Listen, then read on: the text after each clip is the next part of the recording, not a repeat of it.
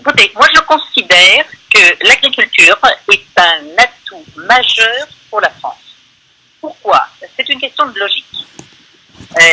D'abord parce que nous sommes dans un monde dont on sait que la population va passer de 7 milliards et demi d'habitants aujourd'hui à 10 milliards d'habitants à la fin de ce siècle. Ces 3 milliards d'habitants, ou ces 2 milliards et demi d'habitants supplémentaires, il va falloir les nourrir. Or, dans le même temps, les terres cultivables sont de moins en moins nombreuses dans le monde. La France a la chance d'être l'un des premiers pays exportateurs de denrées agroalimentaires. Et l'Europe, d'ailleurs, aussi est un exportateur majeur. C'est donc un atout économique pour l'Europe, mais en premier lieu pour la France, qu'il faut développer.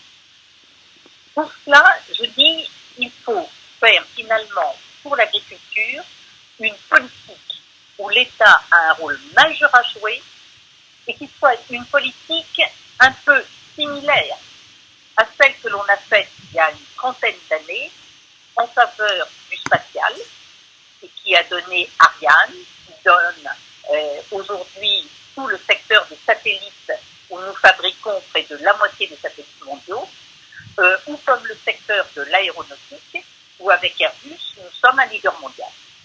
Eh bien, j'estime qu'il faut faire la même chose pour l'agriculture. Alors, ceci dit, quelle agriculture? Parce qu'il y a une diversité d'agriculture. Il y a la grande agriculture, il y a la petite agriculture, il y a l'agriculture de qualité, il y a aujourd'hui toutes les préoccupations environnementales.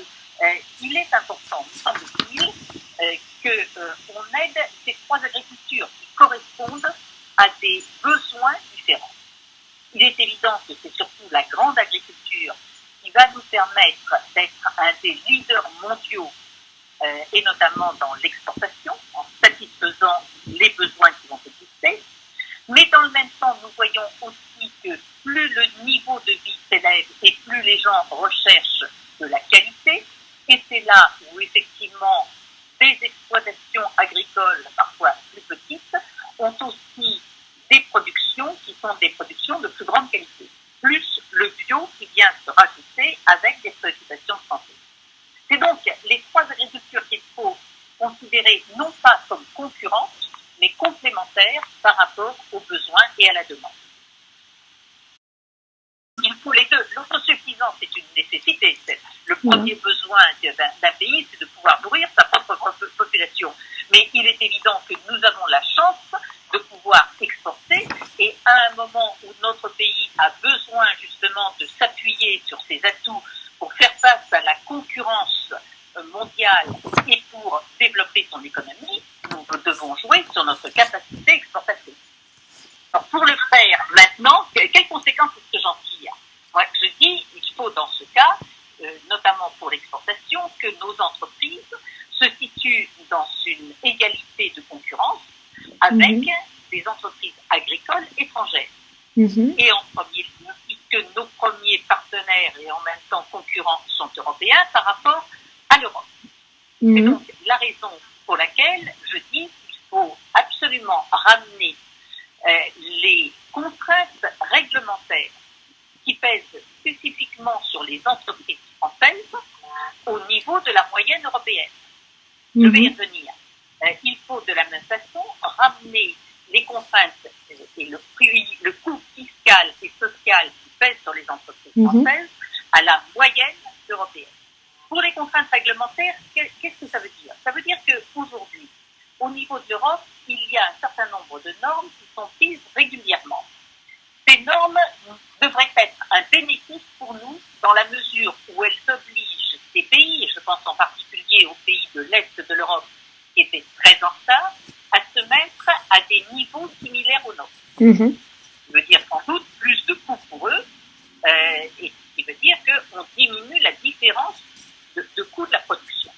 Mais dans le même temps, ce que je constate, c'est qu'à chaque fois, les administrations, les ministères français mettent une couche supplémentaire de réglementation.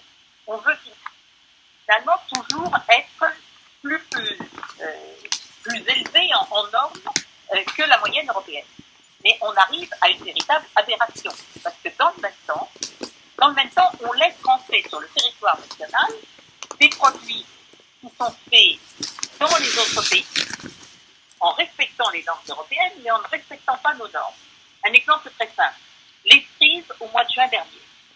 Au mois de juin dernier, on a dit qu'il n'y aurait pas de cerises sur les étals français parce qu'on avait imposé des normes phytosanitaires supplémentaires aux entreprises françaises et qu'à partir de ce moment-là, les cerises avaient été attaquées par un certain nombre d'animaux et de maladies que les normes autorisées ne permettaient pas d'éradiquer. Mais nous avons trouvé dans le même temps sur tous les étals de nos marchés et de nos boutiques des cerises européennes qui, elles, n'avaient pas respecté les normes phytosanitaires supplémentaires imposées par l'administration française et qui donc avaient pu être protégées. Il y a là une véritable aberration contre laquelle je veux lutter. C'est-à-dire que où les normes sanitaires et environnementales qu'on impose à nos producteurs sont essentielles pour la santé des consommateurs ou pour notre environnement, et à ce moment-là, on ne doit pas laisser pénétrer sur le territoire national et vendre des produits qui ne les respectent pas, où on admet que d'autres pays puissent effectivement, sans respecter nos normes, vendre chez nous, mais ça veut dire qu'il n'y a aucune raison d'imposer ces normes à nos producteurs français. Et donc, ça me paraît une règle absolue que celle d'imposer au niveau de l'Europe pour les produits extérieurs à l'Europe, en France pour les produits européens qui ne respectent pas nos normes, une interdiction d'être sur nos étals. Ça, c'est le premier point en ce qui concerne les normes réglementaires. Il faut ramener les normes françaises à la moyenne européenne. D'accord. Et c'est la même chose que je veux en ce qui concerne les charges fiscales et sociales. Aujourd'hui, nous avons en France les charges fiscales et sociales les plus élevées d'Europe qui pèsent sur nos entreprises. Ce qui veut dire que le coût du travail revient beaucoup plus cher et que le coût des produits est beaucoup plus élevé que celui que l'on trouve dans les autres pays européens.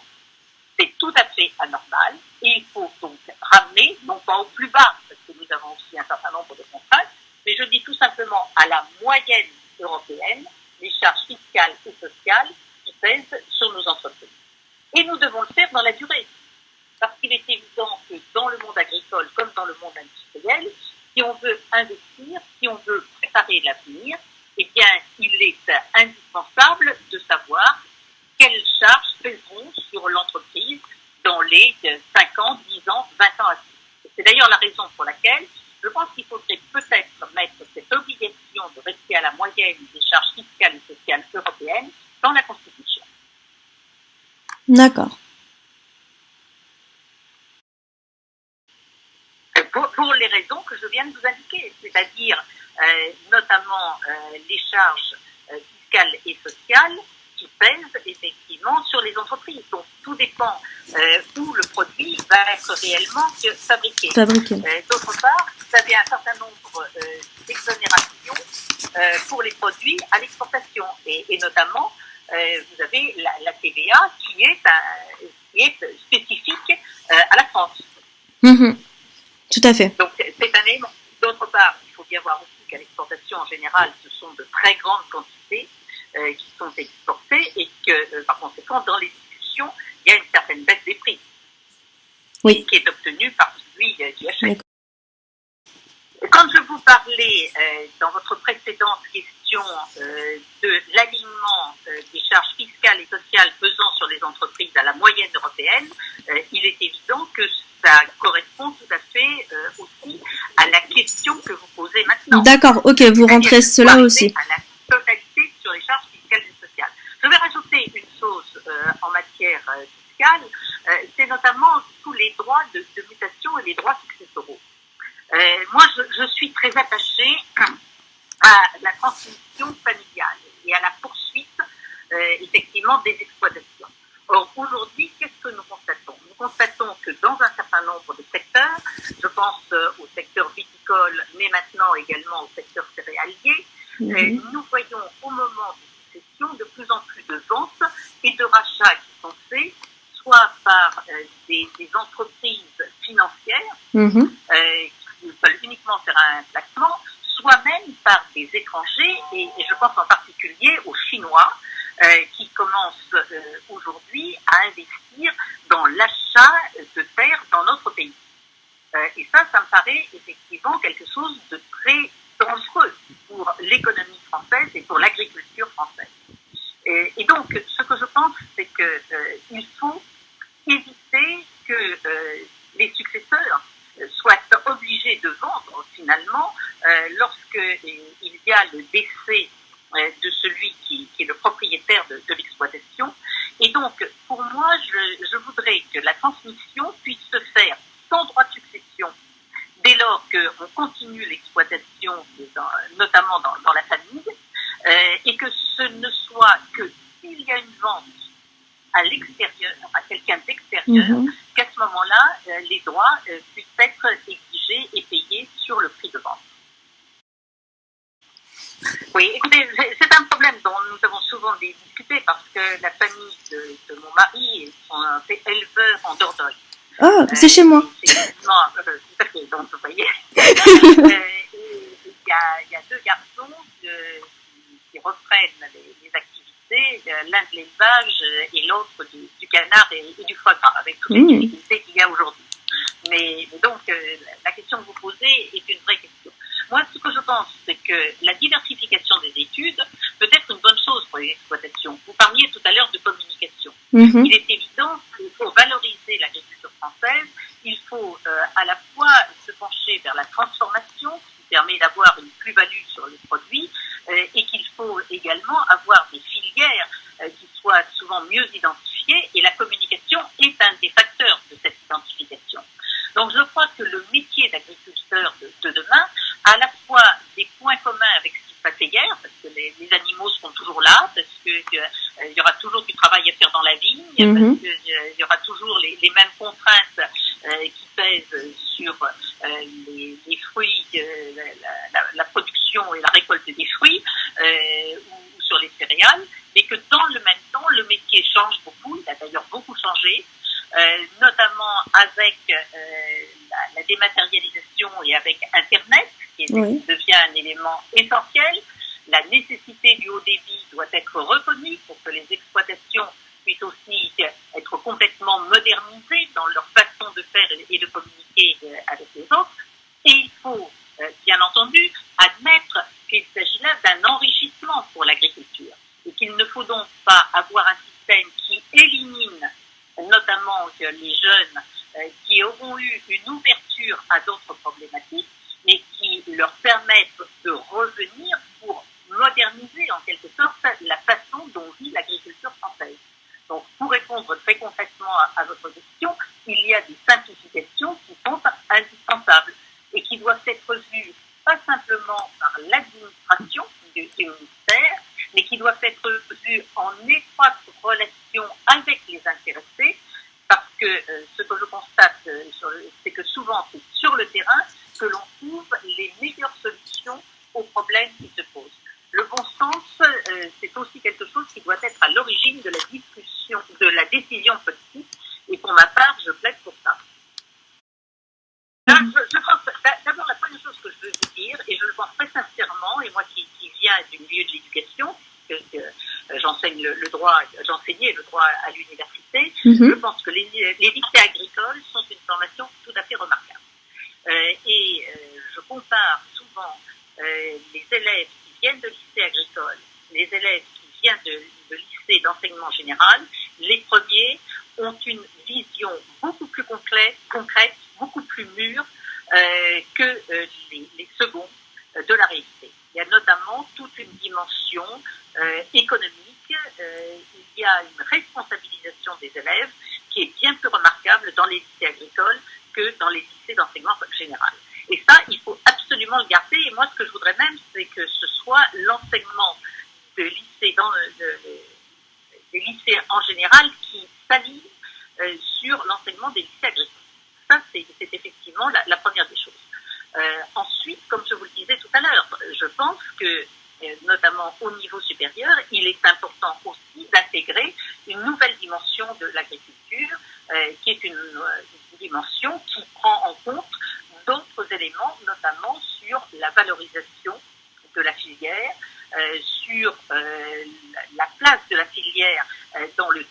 durable, c'est une réalité aussi, et qui intègre également toutes les notions économiques liées à l'exportation.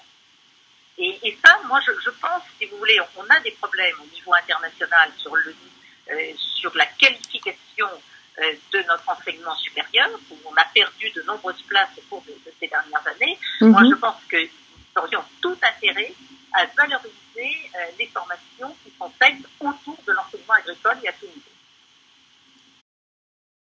Je veux dire là. Écoutez, moi, je visitais encore ce matin une start-up qui travaille sur les problématiques de la santé, et je peux vous assurer justement que l'alimentaire est pour eux au centre des développements, notamment en matière de santé. Et la santé, d'ailleurs, est à mes yeux une deuxième priorité pour une politique économique de l'État, parce qu'on vit de plus en plus vieux, que les gens ont envie de vivre vieux mais en bonne santé, et que l'alimentation est une donnée tout à fait essentielle. Quant aux autres problématiques, c'est que nous avons commencé notre conversation, je vous l'ai dit, l'alimentation, ça a aussi une dimension géostratégique, une dimension politique, une dimension économique, et moi qui ai beaucoup travaillé avec Jacques Chirac, je peux vous dire que ça a toujours été une de ses préoccupations majeures et que je suis totalement dans cette